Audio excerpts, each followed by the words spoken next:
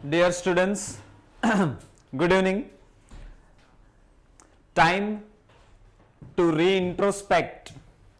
वापिस से खुद का मूल्यांकन करने का समय आ चुका है और यह मुद्दा है centre state dialogue, central government और स्टेट गवर्नमेंट के बीच में होने वाला वार्तालाप और GST. Once again dear students, good evening. Daily Hindu editorial series में कभी हमारे पास इकोनॉमिकल आता है, कभी एनवायरमेंटल पैसेज आता है, कभी वैक्सीनेशन के ऊपर क्या चल रहा है, पेंडेमिक के ऊपर क्या चल रहा है, ऐसे अलग अलग एडिटोरियल हर दिन आते रहते हैं. जो कंसिस्टेंट बने हुए हैं, जिनको लग रहा है कि वोकैब का बेस मुझे स्ट्रॉन्ग करने की आवश्यकता है, एग्जाम्स में आने वाले क्वेश्चंस में अगर वोकैब का मीनिंग नहीं पता तो दिक्कत आती है, वो सारे स्टूडेंट्स इसी गोल के साथ कि हर दिन 5, 10, 15 वोकैब्स अपने नए इंप्रूव करते जाए तो एक हफ्ते में ऑन एन एवरेज 100 वोकैब्स आते हैं. और वैसे स्टूडेंट्स जिनको लगता है कि मेरा वोकैब का नॉलेज कितना अच्छा हुआ वो चेक करना चाहता हूं मैं, तो अब से जो भी संडे होगा वहां करंट अफेयर्स की टेस्ट के साथ वोकैब्स की भी टेस्ट रखी जाएगी, 10 से 15 क्वेश्चंस. तो बहुत अच्छा मौका है कि हर शनिवार को उस वीक के सारे एडिटोरियल के वोकैब्स देख लिए जाए और उस आधार पे टेस्ट दिया जाए. तो हर हफ्ते कोई भी वोकैब का हथौड़ा हमारे दिमाग पे 2 बार 3 बार जब पड़ेगा तो वो वोकैब हमारे लिए बाय हार्ट हो जाएगा. और जब ऐसा होना शुरू होगा तब इंग्लिश में एक कमांड आना शुरू हो जाएगा. और एडिटोरियल जब पढ़ा जाता है तो it is not just for improving your English but it is also for improving your verbal ability, क्योंकि वहां tone of the passage, mind map, RC वैसे क्वेश्चंस आते हैं. चलिए दोस्तों, अगर रेडी है तो कमेंट में लिख देंगे ready. Let us go through the mind map of the article based on GST. सबसे पहली बात जो इस पैराग्राफ में छेड़ी गई वो ये कि ड्यूरिंग पेंडेमिक पहली एक physical offline face to face meeting हुई थी जीएसटी काउंसिल की, जहां पे फ्लरी ऑफ चेंजेस, फ्लरी का मतलब होता है बहुत सारे चेंजेस की सीरीज चला देना, ऐसे बहुत सारे चेंजेस एक साथ लाए गए थे.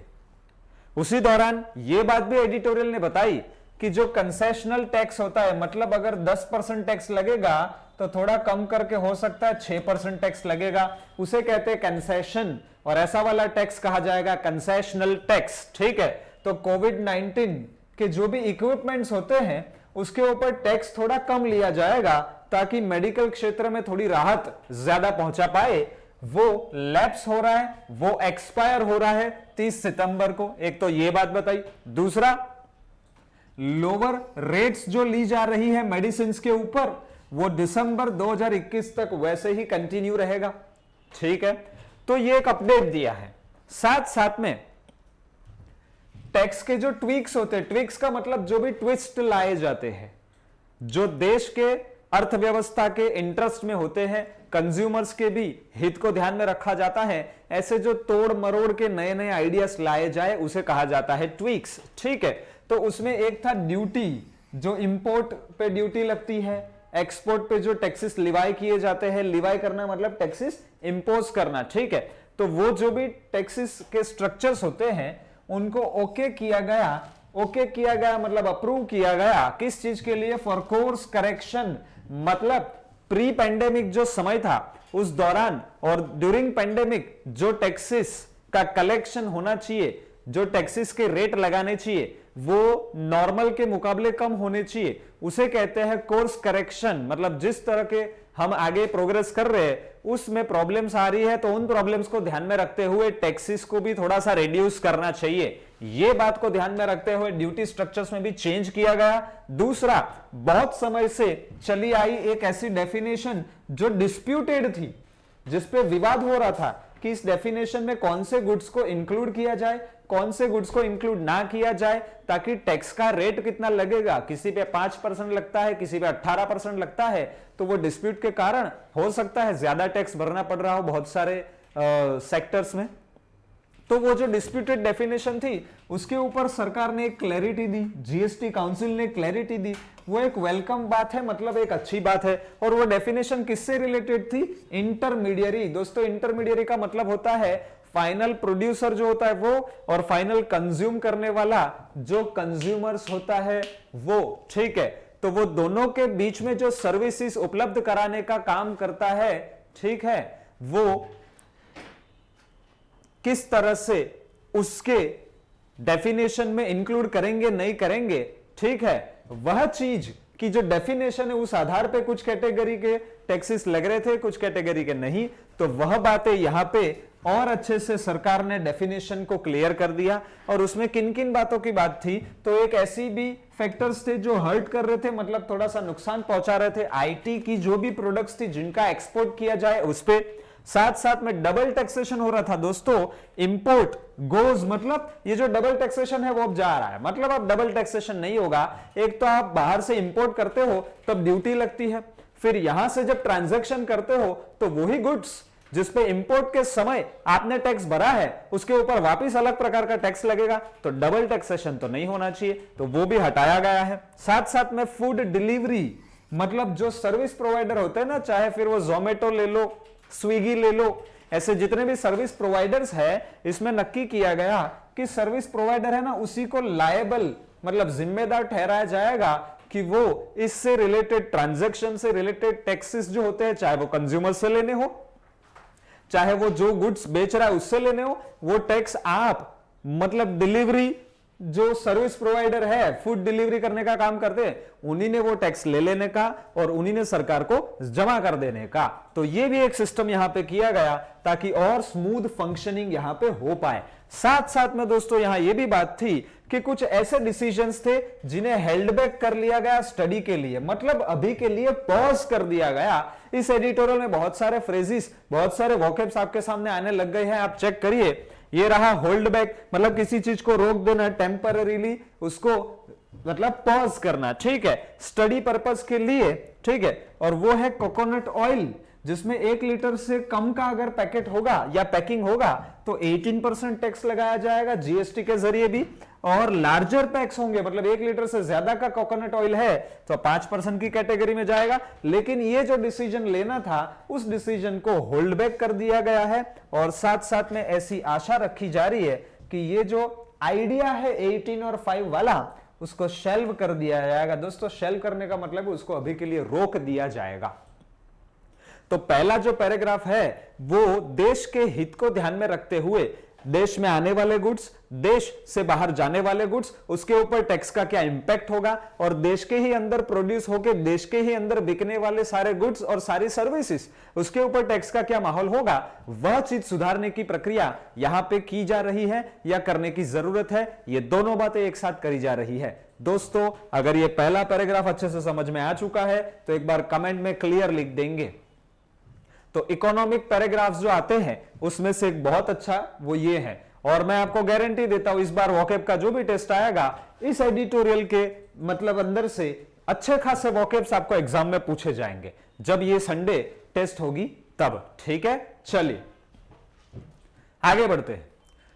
तो जब एग्जाम में हम चाहेंगे, चाहे एसबीआई मेंस हो, आगे आने वाली आईबीपीएस हो, हर एग्जाम में जब current based paragraph, jumble, Klosters पूछे जाते हैं तो वहां इन्हीं में से आने वाले वोकैब्स के ऊपर भी अगर आपका कमांड है तो और अच्छा स्कोर आपका आ सकता है। चलिए बढ़ते हैं। 2 चीजें हैं जो स्टैंड आउट करती है। देखो और एक फ्रेज आ चुका है, स्टैंड आउट मतलब बाकी सबसे थोड़ा अलग, हाईलाइट हो जाना, नोटिसेबल बन जाना। वो ये सबसे पहला, और किसके लिए, कंज्यूमर्स के लिए। पहला वो ये कि पेट्रोल की जो प्रोडक्ट्स है, पेट्रोलियम प्रोडक्ट्स है, उनको जीएसटी के अंतर लाया जाएगा, ऐसा वाला जो शिफ्ट किया जाएगा, उस बात को अभी के लिए डिसमिस कर दिया गया है। एक तो ये आइडिया अभी नहीं एक्सेप्ट किया जाएगा। दूसरा, जीएसटी का जो सेस लगता है, सेस का मतलब होता है दोस्तों टैक्स के ऊपर लगने वाला और एक छोटा सा टैक्स, ठीक है। उसके कंसेप्ट में मैं अभी नहीं जा रहा हूं, लेकिन हम इस कंसेप्ट को समझते हैं कि जीएसटी सेस जो है उस कंसेप्ट को किस तरह से इंपैक्ट करेगा कंज्यूमर्स को, वो बात देखते हैं।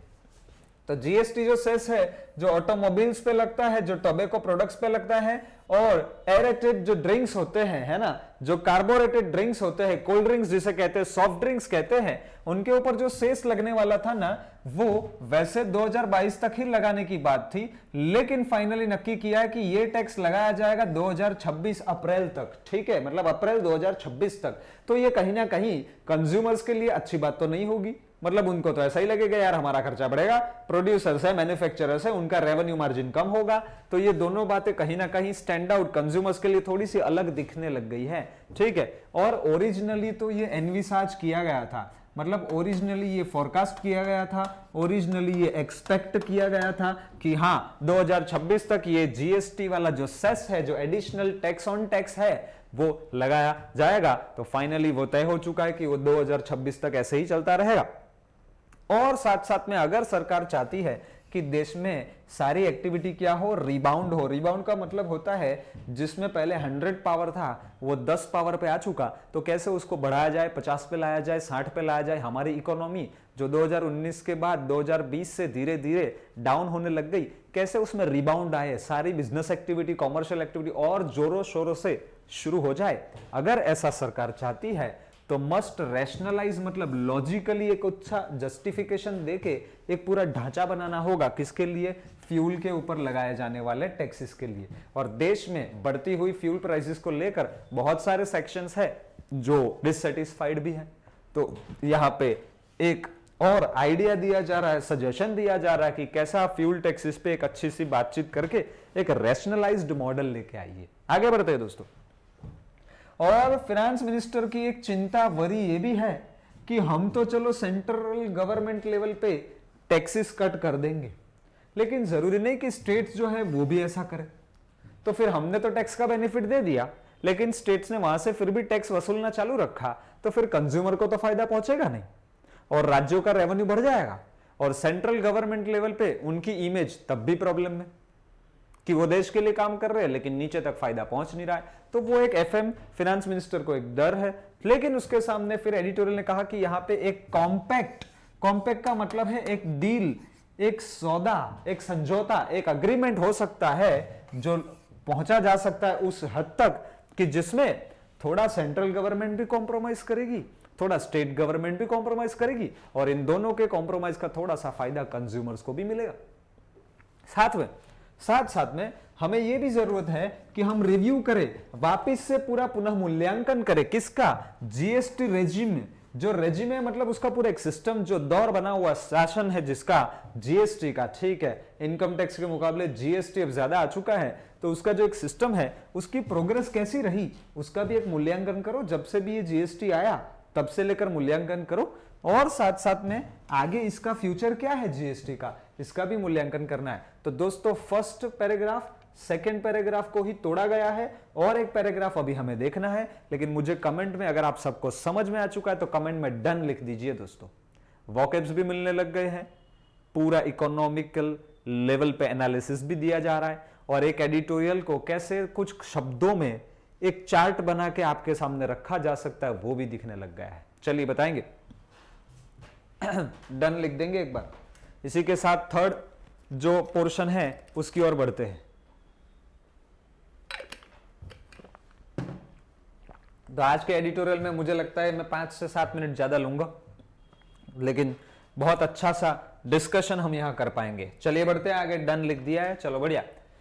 सिर्फ और सिर्फ 9 महीने बाकी है राज्यों को, मतलब स्टेट गवर्नमेंट को सेंट्रल गवर्नमेंट ने कंपेंसेशन देना होगा। उनके जो रेवेन्यूज नहीं मिले, जो टैक्सेस कम आए, उसकी जो भरपाई है वो सेंट्रल गवर्नमेंट ने एक प्रॉमिस दिया था कि हम आपका वो नुकसान कंपेंसेशन के रूप में मुआवजा देके पूरा करेंगे। लेकिन ऐसे सिर्फ 9 ही महीने पड़े हैं स्टेट गवर्नमेंट के लिए, तो यहाँ स्टेट गवर्नमेंट की डिमांड भी होगी कि ये कंपेंसेशन जो है उसको थोड़ा सा एक्सटेंड किया जाए, रैशनलाइज करना। स्वप्निल, इसका मतलब है उसको एक लॉजिकली जस्टिफाई करना, एक लॉजिकल बेस देना। ठीक है, चलिए आगे। और ये क्यों डॉटेड लाइन है वो बाद में समझते हैं। और कंपेंसेशन राज्यों को जो मिलेगा उसके लिए 9 ही महीने, 9 महीने के बाद कंपेंसेशन बंद हो जाएगा। तो यहां देखो रेवेन्यू स्ट्रीम्स जो है ना, जो राज्य सरकार का, स्टेट गवर्नमेंट का, स्ट्रीम्स मतलब फ्लो, आने वाला फ्लो, टैक्सेस का कलेक्शन, वो उनको डर लग रहा है कि देयर आफ्टर, मतलब ये 9 महीने के बाद फॉल ऑफ द क्लिफ, मतलब सडनली गिर जाना, उसके लिए इडियम लिखा है फॉल ऑफ द क्लिफ। ठीक है, इसे फ्रेज भी कहते हैं। और साथ साथ में यहां प्लीज मतलब बहुत सारी रिक्वेस्ट, अपील, विनतियां की जा रही है सारी स्टेट गवर्नमेंट के द्वारा कि ये जो कंपेंसेशन है ना उसको एक्सटेंशन दिया जाए, सिर्फ 9 महीने नहीं, उसके बाद भी हमें टैक्स में जो नुकसान हुआ वो सेंट्रल गवर्नमेंट ने हमें चुकाना चाहिए। ठीक है, और इसके सामने बहुत ज्यादा डिफिडेंस, बहुत ज्यादा चुनौती, बहुत ज्यादा विरोध का सामना भी हो रहा है, और लो रेवेन्यू की आर्ग्यूमेंट्स भी बहुत ज्यादा रखी जा रही है। तो ये दोनों आर्ग्यूमेंट के चलते ये एक प्रॉब्लमेटिक माहौल सा बना हुआ है, वो भी बताया जा रहा है। साथ साथ में सरकार ने इसके लिए 2 मिनिस्टरियल ग्रुप्स, मतलब मिनिस्टर लेवल के जो पर्सन है उनको उस कमिटी में रखा, ऐसे 2 ग्रुप बनाए और उनको कहा कि आपने रेवेन्यू जो है ना राज्य सरकारों का वो ऑगमेंट करना है, बढ़ाना है, उसको इंक्रीज करना है, और चाहे उसके लिए आप टेक्नोलॉजी का यूज करो, चाहे जो टैक्स का रेट है उसको रैशनलाइज करो, लॉजिकली ऐसा सेट करो कि कंज्यूमर को भी फायदा हो, सरकार को भी फायदा हो। ये दोनों हथियार का इस्तेमाल करके आप रेवेन्यू बढ़ाओ। और central government must not wait for reports of special meeting, मतलब स्पेशल मीटिंग जो आगे जाके करने वाले हो, जिसमें आगे टैक्स का स्ट्रक्चर क्या हो, फ्यूल टैक्सेस क्या हो, उसके रिपोर्ट के लिए अब आपको इंतजार नहीं करना है, इसकी मीटिंग करना चालू करो और उसके ऊपर सॉल्यूशन लेके आओ। ऐसा सेंट्रल गवर्नमेंट के लिए भी हिंदू एडिटोरियल में मैसेज दिया गया है। क्यों? क्योंकि यहां आपने वचन दिया था कि हम रेवेन्यू जो कंपेंसेशन के रूप में देंगे उसको और लंबे समय तक चालू रखेंगे, लेकिन अब तो 9 महीने बाकी है, तो क्या अब आपने मीटिंग नहीं करनी चाहिए? आगे का एक्सटेंशन देना है कि नहीं देना चाहिए, क्या वो नहीं बताना चाहिए? ये एडिटोरियल ने यहां पे आपको इशारा किया है। आगे बढ़ते, ओवरऑल अगर बात करें तो काउंसिल ने 2 बातों का ध्यान रखना है। एक तो एम्पैथेटिक, किसी के साथ सहानुभूति दिखाना। किसी का ब्रेकअप हो गया तो आप कहते हो भाई बेटा टेंशन मत ले, अभी तेरा जिंदगी बहुत बड़ा है, तू अच्छा सा पैसा कमा, अच्छा सा अपना टैलेंट बढ़ा, तेरे को और अच्छा लाइफ पार्टनर मिलेगा, है? तो ऐसा वाला जो है वो है सिंपैथी, थोड़ा सहानुभूति बताना। तो ऐसा एम्पैथेटिक एक कंटेम्पलेशन, कंटेम्पलेशन का मतलब है विचार विमर्श की प्रक्रिया की आवश्यकता है। कहां? जीएसटी काउंसिल ने। उसी के साथ ना कि काउंसिल फ्रैक्शस, मतलब बहुत ही ज्यादा कॉन्ट्रोवर्शियल, फ्रिक्शन मतलब तकरार बन जाए, ऐसा मत होने देना। काउंसिल को एक अच्छा रोल बताया और बुरा रोल बोला, ऐसा नहीं होना चाहिए। सो ये था आज का पूरा एडिटोरियल, और overall tone of the passage क्या होगा वो आप मुझे कमेंट में बताएंगे। चलिए जल्दी से, और वो टोन ऑफ द पैसेज मैं यहां पे लिख दूंगा। अच्छे खासे वोकेब यहां मिले हैं, अभी पैराग्राफ जब पढ़ेंगे तो और अच्छे वोकेब्स आपको मिलने वाले हैं। चलिए जल्दी से बता देंगे मुझे टोन ऑफ द पैसेज।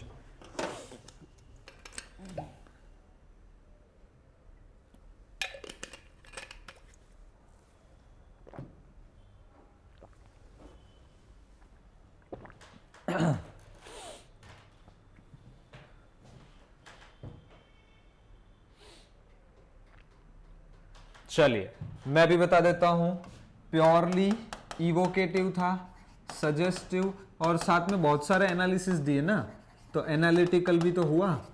ठीक है, तो analytical as well as evocative, that was the tone.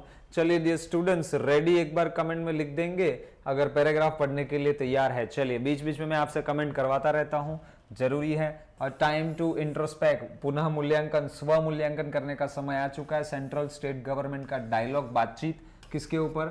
GST से ऊपर। ठीक है, जीएसटी से रिलेटेड। मोर सेंटर स्टेट डिलिबरेशन, डिलिबरेशन का मतलब होता है विचार विमर्श की प्रक्रिया, मतलब इसका यही मतलब होगा कंटेम्पलेशन। ठीक है, कंटेम्पलेशन मतलब विचार विमर्श की प्रक्रिया। अब आप चेक करो, ये वोकेब रिवीजन होना शुरू हो चुका है, रिपीट होना शुरू हो चुका है, तो आपके दिमाग पे 1 बार 2 बार 3 बार जब हथौड़ा पड़ेगा तो वो वोकेब धीरे धीरे बाय हार्ट होना शुरू हो जाएगा। ठीक है, तो मोर ज्यादा सेंट्रल और स्टेट गवर्नमेंट का कंटेम्पलेशन, विचार प्रक्रिया नीडेड, जरूरी है। और खास करके तब जब जीएसटी का पूरा रेजिम है, मतलब पूरा उसका system at a critical turning point आ चुका है।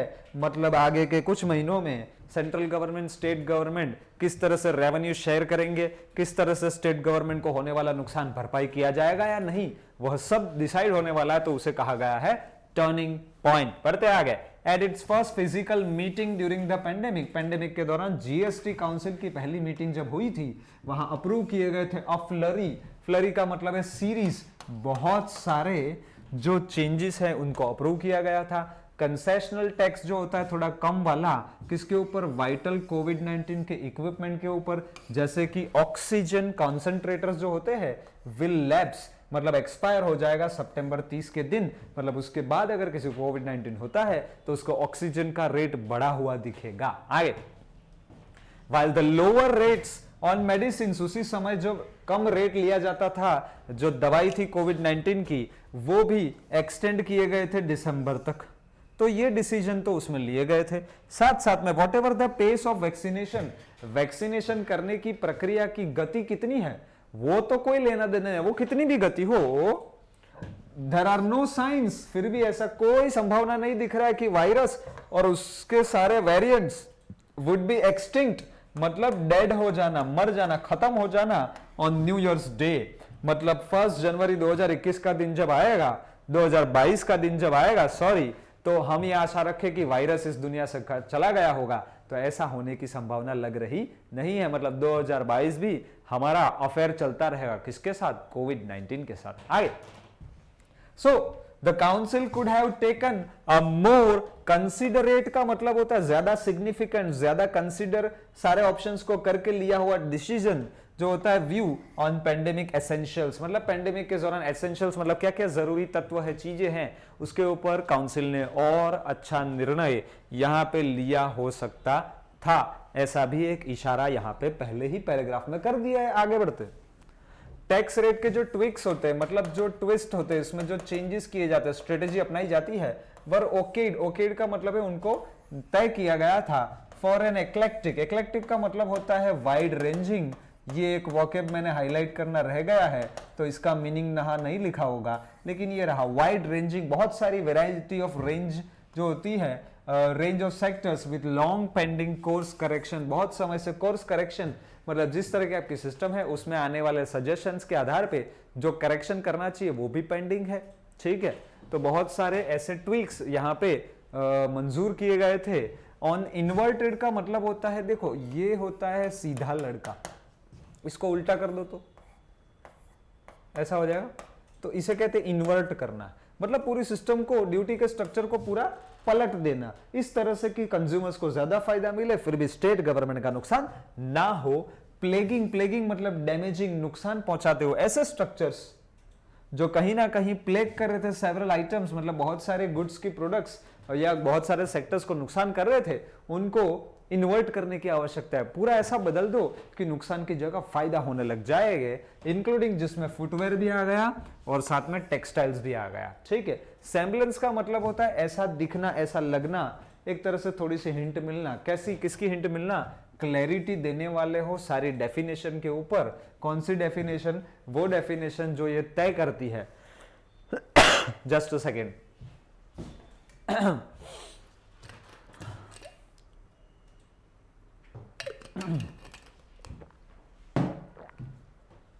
जो क्लैरिटी देगी, ब्रॉट इन, मतलब इस डेफिनेशन में जो क्लैरिटी लाई गई किसके ऊपर? Much disputed issue. कौन सा इश्यू है? यहां से लेकर यहां तक का बाद में पढ़ते हैं, वो वेलकम है, और वो है डेफिनेशन किसकी? इंटरमीडियरी की। तो फाइनल रिसीवर और प्रोड्यूसर के बीच में जो चेन आती है उसे कहते हैं इंटरमीडियरी, मध्यस्थी। ठीक है, उसकी डेफिनेशन के कारण टैक्स के कैलकुलेशन में कितना रेट लगेगा, बहुत सारे डिस्प्यूट्स आ रहे थे, तो उसके ऊपर सरकार ने क्लैरिफिकेशन देना शुरू किया। सरकार ने मतलब खास करके जीएसटी काउंसिल ने, और फॉर मतलब बिकॉज, क्योंकि ये जो स्ट्रक्चर की डेफिनेशन के प्रॉब्लम थे ना, वो हर्ट कर रहा था, नुकसान पहुंचा रहा था बहुत सारे सेक्टर्स को, जैसे कि आईटी सर्विसेज आप एक्सपोर्ट करते हो उसको भी। ठीक है, तो वो फिर डबल टैक्सेशन में आपको अभी समझा चुका हूं किसके ऊपर? इंपोर्ट ऑफ लीज्ड एयरक्राफ्ट गोस। ठीक है, मतलब वो भी धीरे धीरे डबल टैक्सेशन जो है वो जा रहा है, ये एक अच्छी बात। और आगे जा रहा है मतलब एक्चुअली में फिजिकल मूवमेंट नहीं भाई, धीरे धीरे वो सिस्टम को बंद कर रहे हैं कि डबल टैक्सेशन होने के कारण जो दुख हो रहा था वो दुख को धीरे धीरे कम किया जा रहा है, डबल टैक्सेशन ना हो ऐसे प्रोविजंस बनाए जा रहे हैं, साथ साथ में डेफिनेशन क्लैरिफाई की जा रही है, इसके कारण से ये हुआ। और फूड डिलीवरी सर्विसेज के जो प्लेयर्स होते हैं ना, स्विगी है, जोमेटो है, तो उनको ही जिम्मेदार ठहराया जाएगा कि आप ही जो टैक्स बनता है वो कलेक्ट करो और रेमिट करो, मतलब जिसको देना है उसको दे भी दो। टैक्सेस इंस्टेड ऑफ रेस्टोरेंट्स, मतलब रेस्टोरेंट से टैक्स नहीं कलेक्ट करने का सरकार ने, रेस्टोरेंट्स ने टैक्स किसको दे देना है, जोमेटो स्विगी ऐसे सर्विस प्रोवाइडर्स को, और वो लोग फिर सरकार को टैक्स भरेंगे। ये है सिस्टम, ठीक है। आगे बढ़ते, इसीलिए आपका जो बिल बन के आएगा ना, उसमें हो सकता है कि रेस्टोरेंट का बिल में टैक्स ना दिखे, लेकिन वो बिल के ऊपर जब सर्विस प्रोवाइडर जोमेटो अपना चार्ज ऐड करेगा तो उसमें जीएसटी गिन लेगा। ये पॉसिबल है। आगे वन अवेट्स, मतलब एक तो अभी वेट करेगा किसकी, द फाइन प्रिंट, मतलब फाइनल इसके ऊपर क्या डिसीजन आता है, जो एसेस करेगा, मूल्यांकन करेगा इसकी इंपैक्ट, असर किसके ऊपर, कंज्यूमर्स के ऊपर, और छोटे छोटे जो दुकानें आउटलेट्स होते हैं उसके ऊपर। वो तो over a period of time पता चलेगा। तो फाइन प्रिंट का मतलब होता है एनालिसिस करके जो रिजल्ट आया वो डॉक्यूमेंट। आगे बढ़ते हैं दोस्तों। अच्छा, एक बार यहां तक समझ में आ चुका है तो कमेंट में क्लियर लिख देना भाई। एडिटोरियल तगड़ा है और मैं पूरा वर्ड टू वर्ड समझा रहा हूं, तो हर थोड़े समय पे आपने क्लियर हुआ कि नहीं ये बताना बहुत जरूरी है। चलिए जल्दी फिर आगे बढ़ेंगे। आज का एडिटोरियल टकाटक है, पूरा देखने का।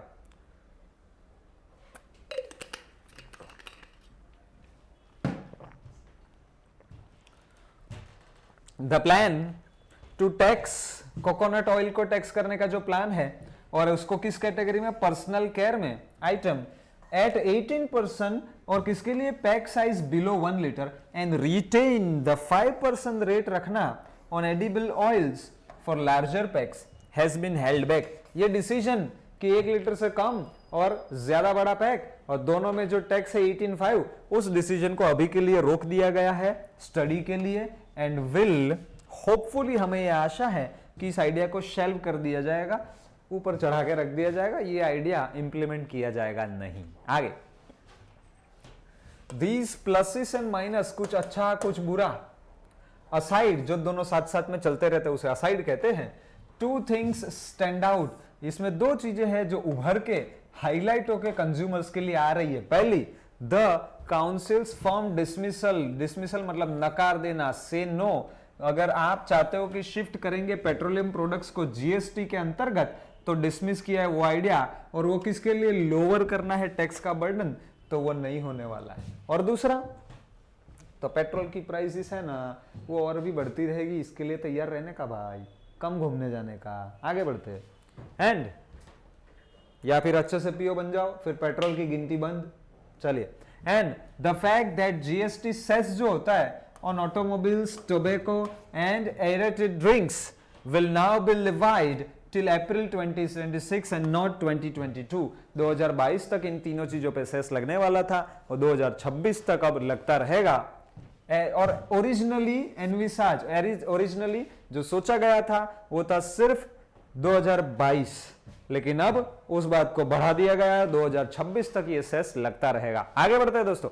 While the council may have discussed petro products only briefly, हो सकता है काउंसिल ने पेट्रोलियम प्रोडक्ट्स के ऊपर बहुत ज्यादा डिस्कशन ना किया हो, जबकि जरूरत है, ठीक है, टू कंप्लाई मतलब पालन करना with Kerala high court order, ठीक है। अब केरला हाई कोर्ट का कुछ ऑर्डर आया होगा इस संदर्भ में, जिसको ध्यान में रखते हुए शायद पेट्रोलियम प्रोडक्ट्स के ऊपर ज्यादा डिस्कशन नहीं किया उन्होंने, ठीक है। और आगे, consumers who need some relief, जो कंज्यूमर्स को थोड़ी सी राहत चाहिए कि भाई फ्यूल की जो प्राइसेस उसको घटाओ, उस बात के ऊपर जो ध्यान ना देते हुए हो सकता है कि डिस्कशन अभी ज्यादा ना किया हो। और irrespective of who cuts taxes, मतलब सेंट्रल गवर्नमेंट टैक्स काटेगा या फिर स्टेट गवर्नमेंट टैक्स कम करेगा, उस बात को तो साइड पे ही रखो। May have held misplaced hopes, मतलब यहां पे गलतफहमी भरी आशाएं आप रख सकते हो कि यहां पे कोई ज्यादा फायदा हमें मिलने वाला नहीं है। ये सेंटेंस में एक बार पूरा वापस पढ़ जाता हूं। While the council may have discussed petroleum products only briefly, मतलब थोड़ा सा ही पेट्रोलियम प्रोडक्ट्स के ऊपर डिस्कशन किया हो। क्यों? क्योंकि केरला हाईकोर्ट ने बोला है कि भाई पेट्रोलियम की प्राइस के ऊपर घटाने के बारे में कुछ सोचो, तो उसको पूरा करने के लिए काउंसिल ने एक फॉर्मेलिटी कर दी और डिस्कशन किया, लेकिन कंज्यूमर्स जिनको राहत चाहिए उसको ध्यान में रखते हुए, ठीक है, जो केरला हाईकोर्ट का ऑर्डर आया था कंज्यूमर्स के हित में, उसको ध्यान में रखते हुए हो सकता है काउंसिल ने थोड़ा सा डिस्कशन किया हो। इररिस्पेक्टिव ऑफ, और इस बात को नजरअंदाज करते हुए कि वो कट करेगा जो टैक्स, मतलब टैक्स कम लिया जाएगा, वो सेंट्रल गवर्नमेंट टैक्स कम लेगी या स्टेट गवर्नमेंट। सेंट्रल गवर्नमेंट थोड़ा टैक्स लेती है, थोड़ा स्टेट गवर्नमेंट लेती है। हो सकता है गुजरात में सरकार टैक्स ना ले तो हमारे यहां पेट्रोल सस्ता हो जाए, राजस्थान में महंगा हो जाए। तो उस बात को तो साइड पे रखो, तो भी यहां पे may have held misplaced hopes, मतलब अगर ऐसी आशाएं रखी हो सकती है कि पेट्रोल में कुछ प्राइसेस कम होगी, तो यहां पे बोला है वो आशाएं टूट भी सकती है। यहां तक क्लियर है, आगे बढ़ते हैं। If the government really wants a consumption rebound, मतलब देश में जो भी खर्चे हो रहे हैं, जो भी प्रोडक्ट्स यूज हो रही है, उसकी स्पीड वापस बढ़ जाए, अच्छी सी इकोनॉमिक एक्टिविटी शुरू हो जाए, उसे कहते हैं रिबाउंड, रिकवरी, जो रीइग्नाइट करेगी। जो स्पीड थी वो कम हो गई, उस स्पीड को और बढ़ा देगी। यह बातें हो सकती है अगर सरकार ऐसा चाहती है, चाहे वो प्राइवेट में हो, चाहे सेंटर में हो, चाहे स्टेट में हो, इन दोनों ने मस्ट बिगिन टॉक्स, इसके ऊपर बातें शुरू कर देनी होगी कि कैसे फ्यूल के ऊपर लिया जाने वाले टैक्स को रैशनलाइज किया जाए कि जिससे कंज्यूमर्स को भी फायदा मिले और कंजम्पशन भी बढ़ने लग जाए और उससे इकोनॉमिक एक्टिविटी और अच्छी हो जाए। तो यहां पे सजेशन दिया जा रहा है। साथ साथ में the finance minister has often expressed the worry, यहां पे एक चिंता भी है जो फिनेंस मिनिस्टर ने प्रस्तुत करी है, वो ये कि तब क्या अगर सेंट्रल गवर्नमेंट लेवल पे वी, मतलब सेंट्रल गवर्नमेंट, हम तो कट कर देते टैक्सेस, लेकिन स्टेट्स नहीं करते, तो कंज्यूमर्स तक जितना फायदा पहुंचना चाहिए वो तो पहुंचेगा नहीं। आगे शायद परहैप्स अ कॉम्पैक्ट, मतलब एक एग्रीमेंट, एक समझौता, कुड बी अराइव्ड एट, वो हासिल किया जा सकता है ताकि दोनों गिव अप कर दे, मतलब थोड़ा सा यार छूट दे दे, अ लिटिल रेवेन्यू, मतलब थोड़ा सा छूट दे दे, अपना रेवेन्यू थोड़ा कम कमाए ताकि स्पर की बढ़ा सके स्पेंडिंग, लोगों का खर्चा बढ़ सके। खर्चा बढ़ सके मतलब वो खर्चा करने की शक्ति मिले उनको कि चल भाई अब मेरा पेट्रोल पे टैक्स ज्यादा नहीं लगता, तो पेट्रोल सस्ता पड़ता है, तो चल थोड़ा और घूम के आओ, है सिर्फ गुजरात में डांग सापुतारा ना घूमू, थोड़ा महाराष्ट्र में भी घूम के आऊं, पेट्रोल का खर्चा अब इतना नहीं है, वो वाला स्पर करना है स्पेंडिंग। आगे अ सिमिलर डायलॉग, मतलब ऐसा ही वार्तालाप, ऐसी ही बातचीत जरूरी है for an honest review of GST regimes progress, मतलब जीएसटी का जो सिस्टम चालू किया उसमें कितनी प्रोग्रेस हुई उसका भी रिव्यू करने की आवश्यकता है। And the way ahead, GST के लिए आगे का रास्ता कैसा होगा वह भी सोचने की आवश्यकता यहां पे है। With just 9 more months of accused compensation, sorry, assured compensation, माफ कीजिएगा मेरी पढ़ने में गड़बड़ी हो गई। With just 9 more months of assured compensation, वादा किया कि अगले 9 महीने तक अभी भी सेंट्रल गवर्नमेंट स्टेट गवर्नमेंट को टैक्सेस में हुआ नुकसान भरपाई करने के लिए मुआवजा देती रहेगी। दे आर वरीड, राज्य को इस बात की भी चिंता है कि रेवेन्यू स्ट्रीम्स, जो राज्यों का जो फ्लो होना चाहिए रेवेन्यू कलेक्शन का, वो फॉलिंग ऑफ द क्लिफ, वो अचानक से गिर जाने की संभावना उसके बाद ज्यादा है। तो मतलब यहां राज्य सरकार चाहेगी कि 9 महीने तक जो कंपेंसेशन मिलने वाला है उसको और बढ़ाया जाए, उसके बाद भी ये कंपेंसेशन दिया जाए। चलिए देखते हैं आगे। और उनकी जो प्ली है, मतलब उनकी जो अपील है, उनकी जो रिक्वेस्ट है, किसके लिए, एक्सटेंशन के लिए, कि 9 महीने तक नहीं उसके बाद भी कंपेंसेशन मिले, period, have met with stern, मतलब बहुत ही स्ट्रिक्ट, बहुत ही कड़ा सा डिफिडेंस, एक विरोध आया है। And the argument that the GST revenues are below expectations, है ना, और आर्ग्यूमेंट ये भी करी जा रही है कि भाई जीएसटी के रेवेन्यू ओवरऑल बहुत कम है, तो हम सेंट्रल गवर्नमेंट लेवल पे आपको कंपेंसेशन अब ज्यादा नहीं दे पाएंगे। यह भी एक बात यहां पे बताई जा रही है, ठीक है। तो बड़ी मशक्कत हो रही है। 2 मिनिस्टरियल ग्रुप जो है वो भी बनाए गए हैं, ठीक है। टास्क मतलब उनको एक काम सौंपा गया है, मतलब असाइन किया गया है, ठीक है। क्या काम सौंपा गया है, टू ऑगमेंट, ऑगमेंट का मतलब होता है इंक्रीज कर देना, बढ़ा देना। क्या बढ़ा देना, revenue using technology and rate rationalisation. चाहे रेट्स में आप चेंजेस करो टैक्स के, चाहे आप टेक्नोलॉजी का ऐसा इस्तेमाल करो कि जिससे हमें कुछ ज्यादा फायदा मिल पाए, यह दोनों ग्रुप को यह काम दिया गया है। Centre need not wait for their reports to hold a special council meeting, मतलब ये जो 2 ग्रुप बनाए ना, उनके रिपोर्ट की राह मत देखो, आप आपकी मीटिंग ऑर्गेनाइज कर लो ताकि आप डिस्कस कर पाओगे सारे राज्यों का कंपेंसेशन की चिंताओं को, और साथ साथ में जैसा कि आपने वादा भी किया था कि हम ये कंपेंसेशन आपको जो 9 महीने के बाद नहीं मिलने वाला है, उसकी जो आपकी चिंताएं हैं उसको भी निपटाने का काम करेंगे, वह नहीं किया जा रहा है तो वो करिए, ऐसा एडिटोरियल का कहना है। एट दिस जंक्चर मतलब at this point in time, इस समय पे the council should be a forum, forum का मतलब होता है एक ऐसा कमिटी, एक ऐसा ग्रुप, एक ऐसा माहौल जहां पे सारे चिंताएं व्यक्त करी जा सके, उसके ऊपर डिस्कशन किया जा सके, उसे कहते हैं फोरम। ठीक है,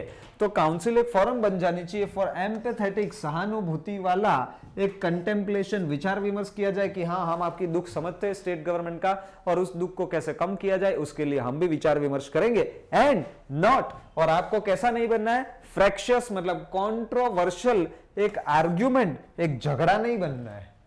ये था आज का पूरा एडिटोरियल। चलिए दोस्तों बढ़ते हैं वोकैब्स के मीनिंग्स की ओर। एक बार कमेंट में सब लोग लिख देंगे रेडी, नॉट रेडी, रेडी नहीं, बहुत रेडी हो गया, नेक्स्ट लिख दो, नेक्स्ट। चलिए तब तक मैं बता देता हूं नेक्स्ट अपडेट्स। वीरेंद्र सर का बैंकिंग अवेयरनेस और फाइनेंशियल अवेयरनेस अगस्त महीने का पूरा जो है वो आपके साथ 24 सितंबर मतलब कल के दिन शाम को 4:30 बजे YouTube लाइव डिस्कशन किया जाएगा। इसका मैक्सिमम बेनिफिट लीजिएगा। Hot favourite questions and data points जो आपके एग्जाम्स में काम आएंगे वो यहाँ पे डिस्कस किए जाएंगे। चलिए बढ़ते हैं। डेलिब्रेशन मतलब कंटेम्पलेशन, कंसिडरेशन, थॉट, ठीक है, थॉट प्रोसेस, रेजिमे मतलब एक जो व्यवस्था बनी हुई है जो जीएसटी की, वो फ्लरी मतलब सीरीज, पूरी एक लाइन बढ़ जाना, स्पेट मतलब बाढ़ आ जाना एक तरह से, लैप्स मतलब आपका मोबाइल में बैलेंस कुछ तारीख के बाद क्या हो जाता है, एक्सपायर हो जाता है, उसे कहते हैं लैप्स। ठीक है, तो एक्सपायर हो जाना, टर्मिनेट हो जाना या बिकम ऑब्सोलेट। एक्सटिंक्ट मतलब डिस्ट्रॉय हो जाना, वैनिश गायब या खत्म हो जाना, डिफंक्ट हो जाना। ठीक है, ट्वीक मतलब आने वाले सारे ट्विस्ट और पुल शार्पली। इन्वर्ट मतलब सीधा था उसको उल्टा कर देना, पुट अपसाइड डाउन और द ऑपोजिट पोजीशन। ठीक है, अरेंजमेंट पूरा उलट देना। आगे बढ़ते हैं।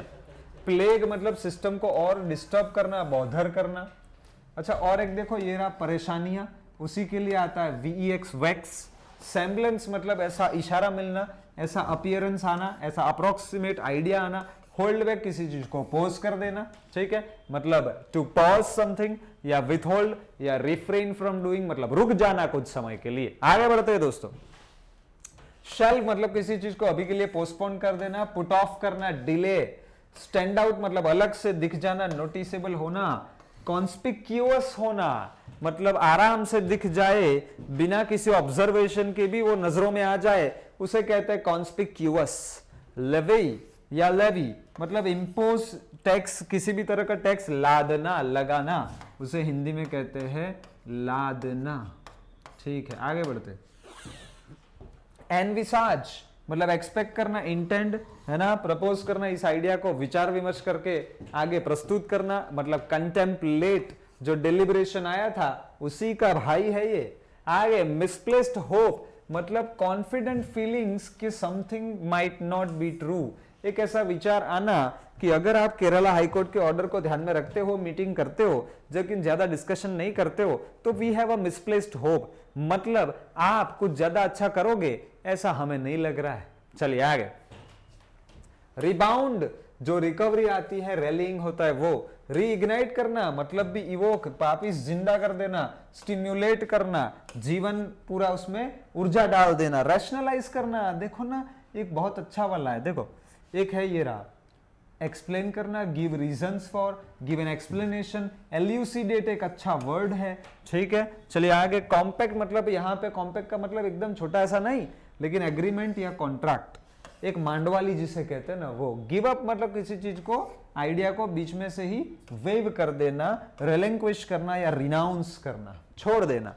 स्पर मतलब किसी चीज को बढ़ा देना, देखो ये एक अच्छा है स्टिम्युलेट, और एक गैल्वेनाइज करना, किसी चीज की चमक और बढ़ा दी जाए ना तो उसे गैल्वेनाइज करना भी कहते हैं। तो किसी चीज में संख्या बढ़ा देना वो भी गैल्वेनाइज हुआ। आगे बढ़ते। प्ली मतलब जो रिक्वेस्ट है। स्टर्न मतलब बहुत ही स्ट्रिक्ट, ठीक है, सीरियस एंड अनरिलेंटिंग, ठीक है, या अनरिलेटिंग। ऑगमेंट मतलब बढ़ा देना, इंप्रूव करना। जंक्चर मतलब ये जो पॉइंट इन टाइम है, जो मूवमेंट है वो घड़ी।